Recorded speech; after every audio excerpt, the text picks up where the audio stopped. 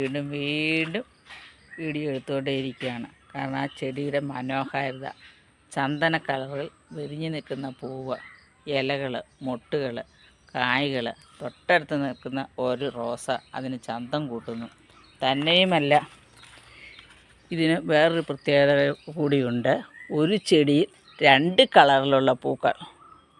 പിന്നെയും ഉണ്ട് പ്രത്യേകത, ഒരു പൂവിന് തന്നെ 2 കളറ്. ആ പൂ ഇന്ന് തന്നെ വിരിഞ്ഞിട്ടുണ്ട്. തല ഉയർത്തി നിൽക്കുന്നു 4 മണിച്ചെടി. അതിനോടനുബന്ധിച്ച് മഞ്ഞ കളറിലുള്ള ഒരു ജമന്തി ബന്ധിയും, ബന്ധിയുടെ ഇലകളും മനോഹരമാണ്. പിന്നെ ഇതിനെല്ലാം മാറ്റുരയ്ക്കുന്ന ഒരു ഇലച്ചെടി, കണ്ണാടിച്ചെടിയെന്ന്, തിരുഹൃദയെന്ന്, കോളിയാസ് എന്നൊക്കെ പല പേരുകളിൽ പല സ്ഥലത്ത് അറിയപ്പെടുന്നു. ഇതിനെല്ലാം മാറ്റുകൂട്ടുന്ന ഒരു മെയ് ഫ്ലവറും കൂടി. ഈ ചെടിയെ എല്ലാം അനുഗ്രഹിക്കാൻ പാകത്തിന് നമ്മുടെ പൂച്ചവാലനും നിൽക്കുന്നു. ചെത്തിയുടെ മനോഹാരിത പറഞ്ഞാൽ തീരുകയേയില്ല. പല തരങ്ങളിലും പല വർണ്ണങ്ങളിലുമുള്ള ചെത്തികളിലുണ്ട്. ഒരു ചെത്തി ഇത്. പിന്നെ ചെറുചെത്തി പൂക്കളായി വരുന്നതേ ഉള്ളൂ.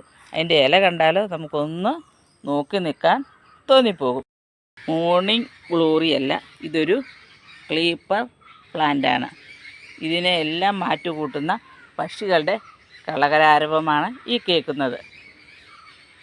ഇനി പട്ടത്തിയോ, അതായത് ചില സ്ഥലത്ത് കനകാംബരം എന്നും പട്ടത്തി എന്നും പട്ടത്തി കനകാംബരം എന്നും അറിയപ്പെടുന്ന ഒരു ചെടിയാണിത്. പിന്നെ നമുക്ക് നഷ്ടമായിക്കൊണ്ടിരിക്കുന്ന മറ്റൊരു ചെടി, അതായത് ഇലച്ചെടി ഇടയ്ക്ക് നിൽക്കുന്നു.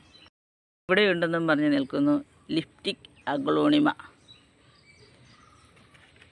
ഇടയിലേക്ക് മാഞ്ഞു നിൽക്കുന്നു സീനിയ ചെടി. സാധാരണ വീടുകളിൽ നട്ടുപിടിപ്പിക്കുന്ന തുളസിയല്ല ഇത്.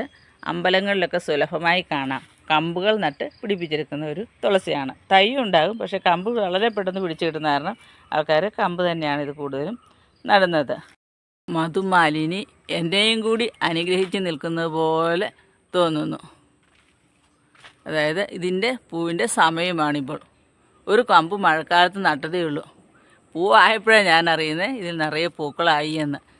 പൂ വിരിയുമ്പോൾ വെള്ള കളറും അതിനടുത്ത ദിവസം അത് ചുമന്ന കളറുമായി വരുന്നു. ഇത് വിരിഞ്ഞ് തുടങ്ങുന്ന പൂവിന് വെള്ള കളറ്.